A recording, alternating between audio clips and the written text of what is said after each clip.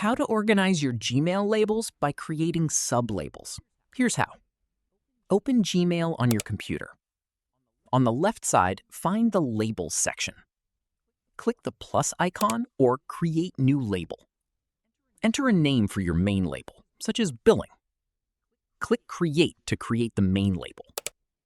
Now click Create New Label again to create a sublabel. Enter the name of your sublabel, such as Receipts. Check the Nest Label Under option. Choose your main label from the drop-down menu. Click Create. Your new sublabel will now appear underneath the main label in the Gmail sidebar. If you already have an existing label that you want to move under another label, hover over it and click the three-dot menu. Select Edit. Check Nest Label Under. Choose the parent label and click Save.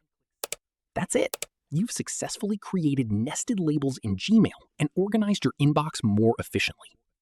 If this tutorial helped you, don't forget to like this video, subscribe for more Gmail tutorials, and I'll see you in the next one.